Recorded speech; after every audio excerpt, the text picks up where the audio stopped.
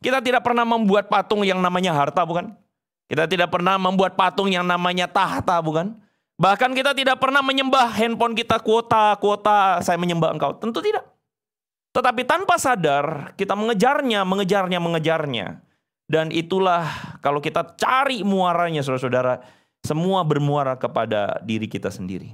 Semua bermuara pada kesenangan kita. Semua bermuara pada keinginan, kerinduan kita yang paling dalam.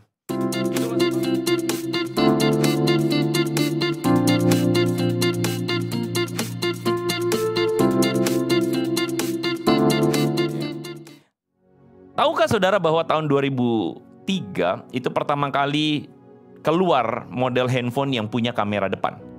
Sebelumnya itu kameranya di belakang. Dan saya pernah melalui masa di bawah tahun 2003 di mana kalau mau foto diri sendiri harus balik HP-nya. Saya nggak tahu saudara pernah ngalamin atau tidak. Steve Jobs itu kemudian mengatakan bahwa budaya selfie ini mau tidak mau kita mesti ngakui semua orang mengalaminya. Akhirnya iPhone kemudian mengeluarkan tipe yang punya kamera depan yang resolusinya lumayan tinggi. Dan akhirnya tren ini kemudian diikuti oleh semua vendor. Dan semua orang, kita menemukan bahwa banyak orang selfie, saudara-saudara ya. Selfie. Ini menunjukkan saudara-saudara bahwa ada sebuah kecenderungan dalam diri manusia ingin menonjolkan diri. Saudara Bloomberg atau New York Times, Washington Post mengeluarkan artikel-artikel kalau saudara cari bagaimana selfie itu dihubungkan dengan fenomena-fenomena narsistik dalam diri seseorang. Dan kemudian saya tertarik dengan apa yang menjadi tulisan dari Medium. Mengatakan bahwa what's the selfie phenomenon tell us about ourselves. Dia mengatakan bahwa fenomena ini adalah fenomena yang menunjukkan bahwa manusia pada dasarnya terobsesi dengan dirinya sendiri. Manusia itu pada dasarnya terobsesi dengan dirinya sendiri. Kita melihat bahwa begitu banyak orang hari ini menghidupi hidup, mengerjakan atau menjalani hidupnya hari demi hari, sedang mengejar sesuatu. Saya berani mengatakan bahwa setiap kita manusia sedang mengejar sesuatu dalam hidup kita. Entahkah kita yang bekerja dari pagi sampai malam, entahkah kita yang bekerja atau berbisnis, ataukah mungkin ada dalam pekerjaan di karyawan kantor dan sebagainya. Kita sedang mengejar sesuatu dalam hidup kita. Jujur, sadar atau tidak sadar, saudara-saudara. Tolong jangan salah berpikir bahwa saya tidak langsung mengatakan bahwa kita sedang mengejar dunia. Oh tidak. Tapi kalau saudara berpikir saudara sedang mengejar dunia, mungkin saudara-saudara itu adalah jawaban yang selama ini saudara refleksikan dalam diri kita sendiri masing-masing. Saudara tentu saja mengejar, kita tidak bisa menghakimi bahwa oh ini sedang mengejar dunia, oh ini sedang mengejar sesuatu yang fana, oh ini sedang mengejar, oh bukan. Tetapi kalau kita berpikir jauh lebih dalam, pada akhirnya atau pada ujungnya, manusia itu sementara sedang mengejar sesuatu untuk dirinya sendiri. Atau manusia sedang terobsesi dengan dirinya sendiri. Bahkan kita mungkin harus mengakui bahwa bisa jadi ini terjadi juga di dalam dinding gereja. Entahkah dia yang bekerja di luar atau entahkah dia yang melayani, sebenarnya manusia sedang mengejar sesuatu. Dan hal yang harus kita aware of adalah jangan-jangan kita sedang semata-mata melayani, bekerja, parenting, or whatever you want to say, kita sedang melakukan sesuatu untuk diri kita sendiri. Saudara-saudara, hari ini kita akan sama-sama menyimak tentang yang namanya, saya berikan judul Gideon Syndrome. Gideon Syndrome. Dia punya banyak jasa, tetapi dia punya banyak sisi negatif yang tidak disadari oleh kita. Saudara, firman Tuhan dimulai, yang tadi kita baca dimulai dari ayat 22, mengatakan bahwa berkatalah Israel kepada Gideon, biarlah engkau memerintah kami. Baik engkau, baik anakmu, baik cucumu, sebab engkau yang telah menyelamatkan kami dari tangan orang Midian. Nah ini menarik saudara-saudara. Konteks dari perkataan orang Israel ini adalah waktu itu Gideon berhasil mengalahkan raja-raja Midian. Kita melihat bagaimana di pasal sebelumnya atau di bagian perikop sebelumnya, Gideon mengalahkan orang Midian dengan mujizat daripada Tuhan. Kemudian dia mengejar raja-raja yang lari daripada mereka, raja-raja Midian. Dan orang Israel pada akhirnya melihat ada satu bukti nyata bagaimana Gideon ini kemudian kok sepertinya layak untuk diangkat menjadi raja. Makanya saudara, akhirnya di situ dikatakan, Israel mengatakan, baiklah engkau memerintah kami. Baiklah engkau memerintah kami, anakmu, cucumu, supaya engkau jadi raja, karena engkau yang menyelamatkan kami dari tangan Midian. Tetapi menariknya saudara-saudara, Gideon kemudian mengatakan bahwa, aku tidak akan memerintah kamu. Anakku juga tidak akan memerintah kamu. Tetapi Tuhan yang akan memerintah kamu. Wah saudara, kalau saudara lihat perkataan Gideon ini, saudara, saya kira kita kemudian angguk-angguk gitu ya. Kita kemudian merasakan, wah luar biasa Gideon ya. Dia ditawarkan posisi tertinggi sebagai seorang raja, tetapi dia menolak. Kayaknya humble sekali saudara-saudara ya. Lalu saya setuju, Gideon menolak jabatan tersebut. Tetapi kemudian menariknya di ayat yang ke-24, Gideon kemudian melanjutkan dengan perkataan, satu hal saja aku minta daripada kamu. Baiklah kamu masing-masing memberikan anting-anting dari jarahannya. Lalu kemudian menariknya adalah sesudah itu Gideon membuat efod dari semuanya itu dan menempatkannya di kotanya di Ofra. Saudara, kisah ini seringkali dilewatkan oleh banyak orang. Nah, saya tertarik untuk membahas tentang bagaimana Gideon membuat efod dari anting-anting emas tersebut. Saudara, kalau saudara baca konteks perjanjian lama, saudara akan menemukan bahwa efod itu adalah sebuah pakaian busana yang secara khusus dibuat untuk pakaian imam. Dan bukan imam sembarang imam, tapi ini adalah imam besar. Dan firman Tuhan menceritakan kepada kita di ayat 27 bahwa di sanalah akhirnya orang Israel berbuat serong. Di sanalah orang Israel akhirnya menyembah efod itu. Dan penulis Hakim-Hakim memberikan catatan bahwa inilah yang menjadi jerat bagi Gideon dan seisi rumahnya. Saya mau tanya pendapat saudara. Menurut saudara, kenapa Gideon melakukannya? Gideon melupakan beberapa hal penting, atau Gideon tidak memikirkan banyak hal ke depan. Tanpa sadar mungkin Gideon akhirnya menaruh itu sebagai sebuah kebanggaan. Sebuah baju efod di Ofra di rumahnya sendiri.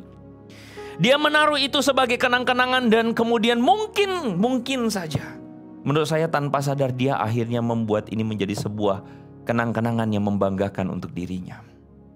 Dan anomali berikutnya saya mau munculkan kepada saudara-saudara.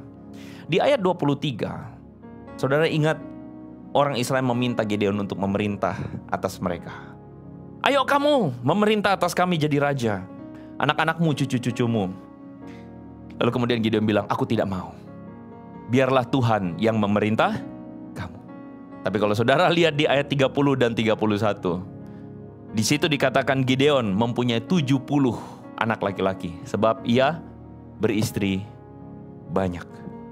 Saudara-saudara, biasanya yang beristri banyak itu adalah seorang pembesar. Yang beristri banyak itu adalah seorang yang punya kedudukan tinggi. Bahkan untuk punya 70 anak, saya kok yakin itu istrinya banyak sekali. Tanpa sadar Gideon bertingkah sebagai seorang raja.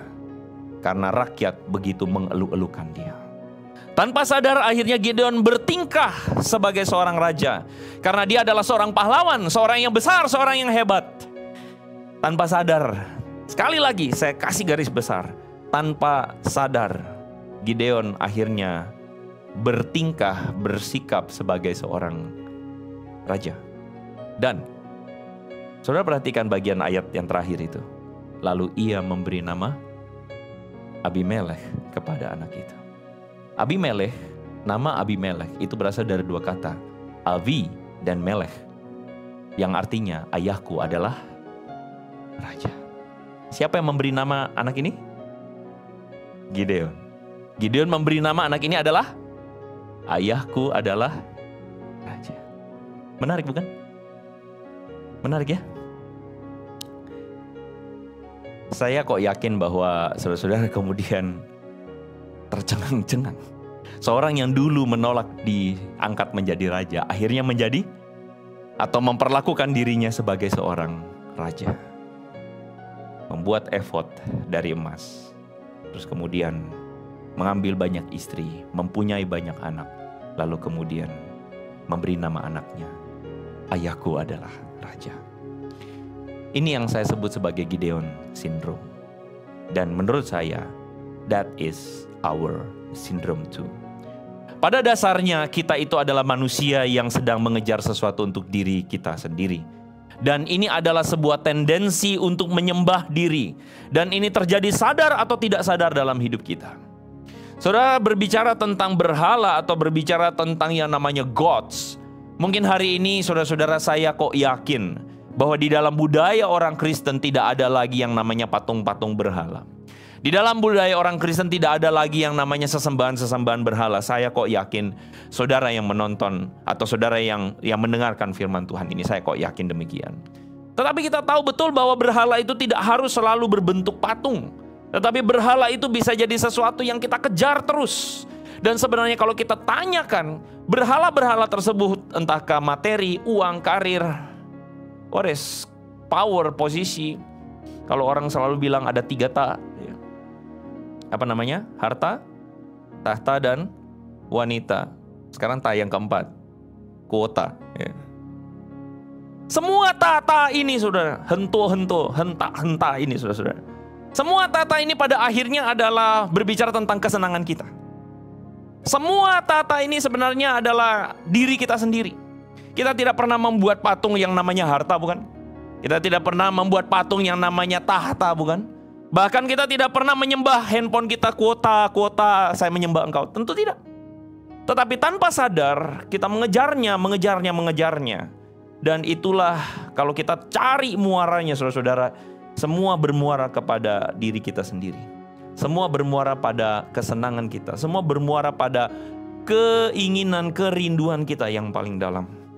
Itulah sebabnya Kyle Idleman saudara-saudara mengatakan bahwa what you are searching for and chasing after reveals the God that is winning the war in your heart. Apa yang sedang kita kejar, apa yang sedang kita cari, apa yang sedang kita benar-benar fill in, apa yang sedang benar-benar kita selalu isi, pikirkan terus-menerus.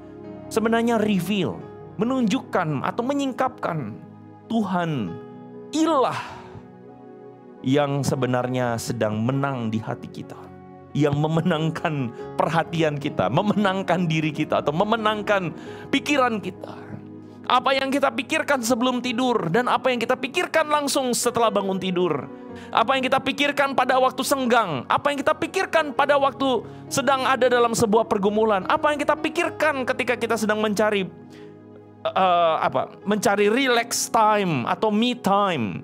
Itu sebenarnya menunjukkan bagaimana apa yang kita kejar, Tuhan atau ilah di dalam hidup kita.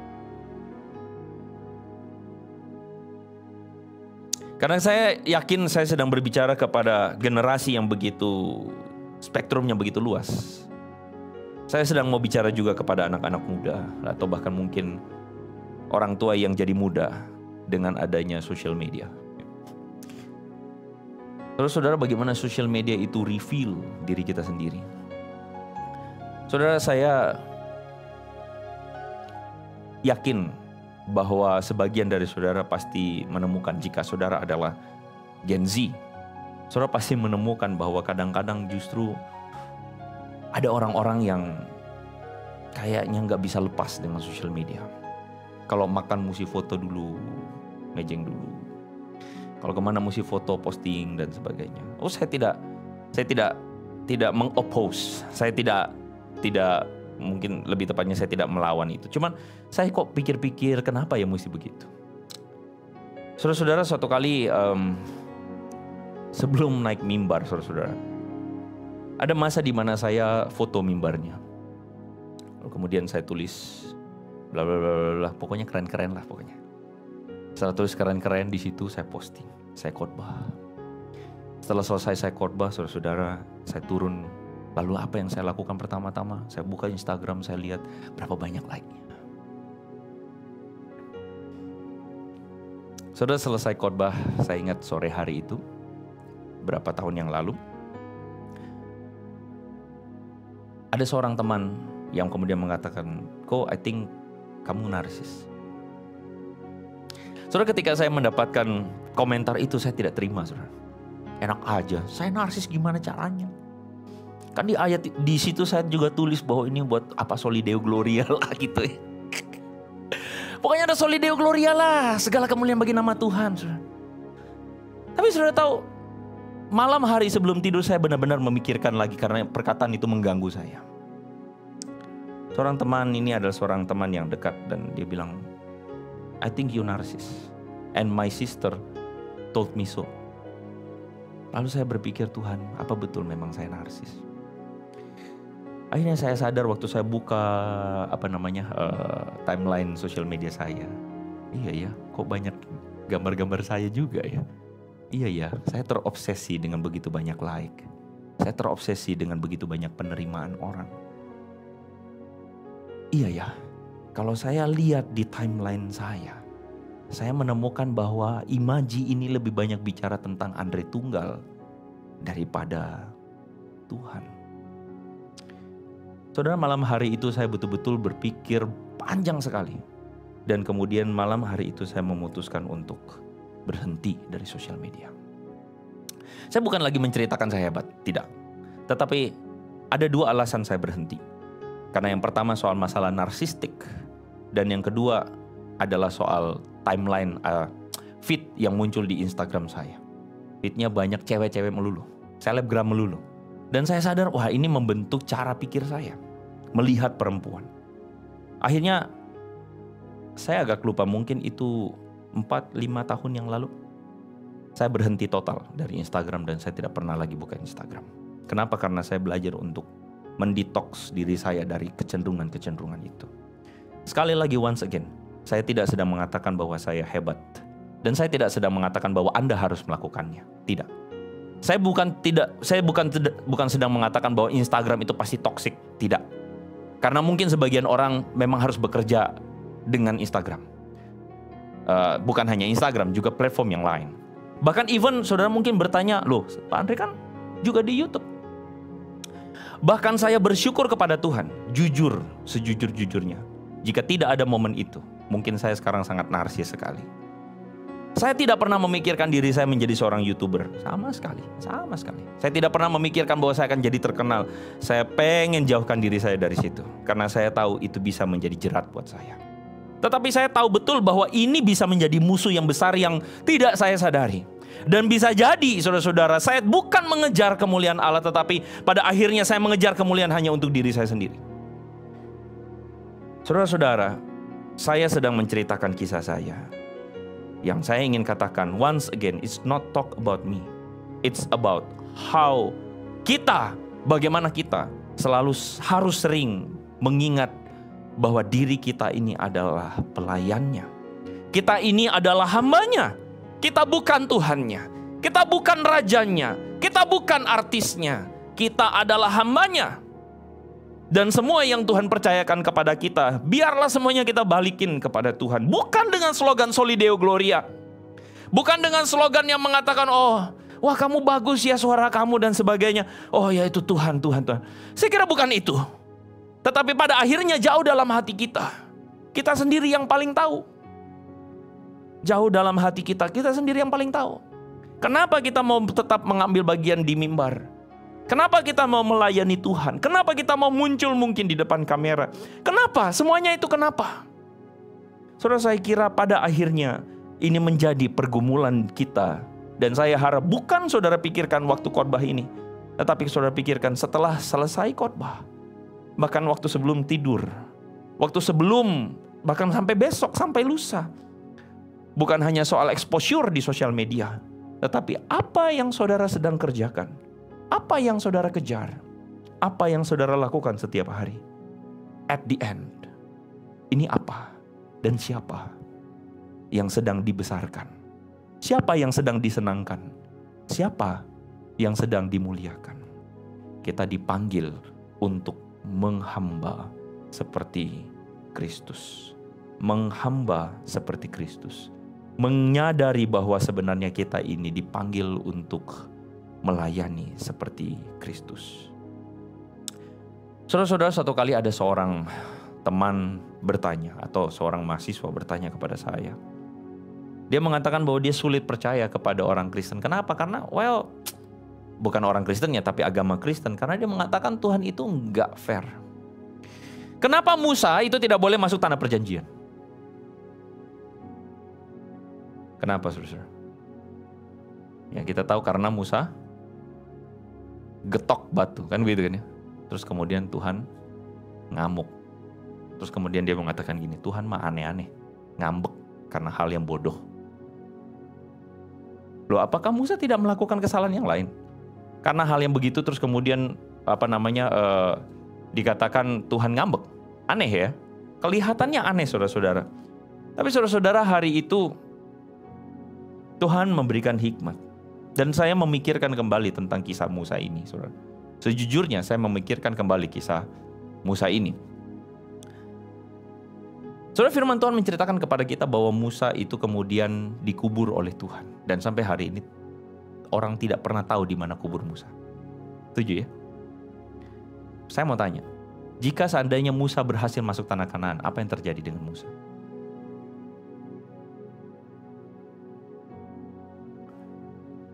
Tidak akan ada lagi tokoh yang bisa seperti dia.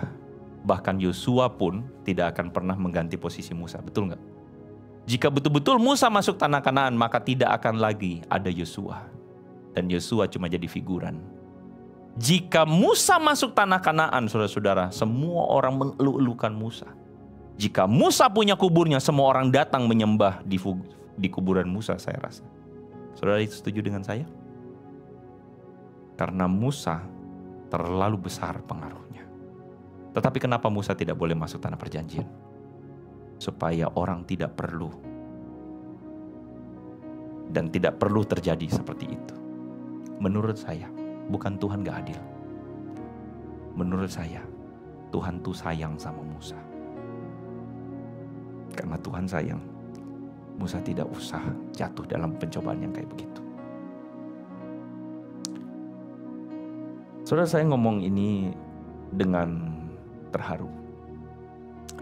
Karena menurut saya, karena Tuhan sayang. Tuhan itu kadang-kadang tidak perlu membawa kita dalam pencobaan yang kayak gitu.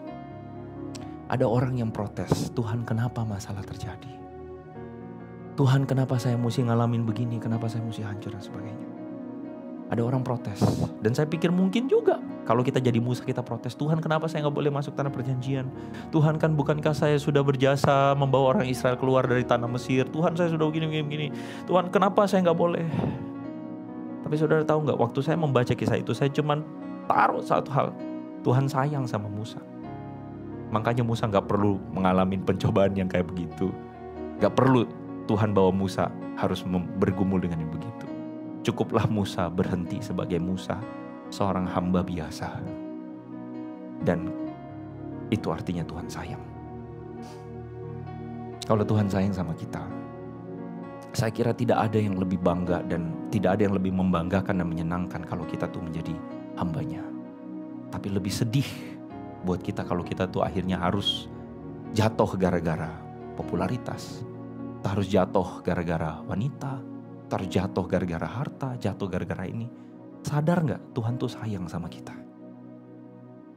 Dan kadang-kadang justru Tuhan sayang dengan tidak memberikan sesuatu kepada kita. Karena kalau kita dikasih sesuatu, Amsal mengatakan, jangan kasih aku kekayaan Tuhan. Karena aku akan berkata, siapa Tuhan itu? Jangan kasih aku kemiskinan Tuhan, supaya jangan aku mencuri. Cukup dengan semua yang sudah Tuhan kasih. Cukup baik dengan semua yang sudah Tuhan percayakan. Bagian kita adalah terus menghamba. Yohanes Pembaptis, penutup saudara-saudara. Saya yakin kalau penutup semua sudah seger. Yohanes Pembaptis, satu perkataan dia yang terkenal sekali. Dan ini adalah nats yang pertama kali diberikan kepada saya waktu kelas homiletika, hermeneutika dan homiletika. Ini khotbah pertama saya. Yohanes Pembaptis, waktu itu murid-muridnya datang kepada dia. Lalu kemudian murid-muridnya bilang, lihat Yesus, banyak orang datang kepada dia dan minta dibaptis. Yesus lebih banyak, udah menarik murid-murid, sedangkan kita pengikut Yohanes Pembaptis udah mulai kurang. Kalau ibaratnya sekarang, lihat ada gereja lain yang makin banyak orang datang kepadanya dan kita makin kurang. Mungkin, saudara-saudara. Tapi kemudian Yohanes Pembaptis mengatakan satu perkataan yang baik sekali. Dia bilang, He must become greater, I must become less. Dia harus makin besar, aku harus makin berkurang. Saya kira ini spiritualitas seorang pelayan Tuhan. Ini spiritualitas seorang Kristen. Ini spiritualitas seorang pengikut Yesus. Menjalani hidup dengan kesadaran penuh. Aku hamba, aku adalah alat Tuhan. Aku harus makin kecil, Kristus makin besar. Kita tundukkan kepala kita berdoa. Dengan segala kerendahan hati, kami datang merendahkan diri kami. Karena kami sadar siapa kami. Biarkan kami tetap menjadi hamba, pelayan yang humble, rendah hati, melayani Tuhan, bekerja, menjalani hidup kami, berkarya untuk Tuhan dengan tetap menghamba di hadapan-Mu. Tetap menghamba di hadapan-Mu. Tolong kami yang terbatas ini. Tolong kami Tuhan yang sering kali menghidupi hidup tanpa sadar ini. Tolong kami agar kami tetap menghamba di hadapan-Mu. Dalam nama Yesus Tuhan kami berdoa. Sama-sama katakan. Amin.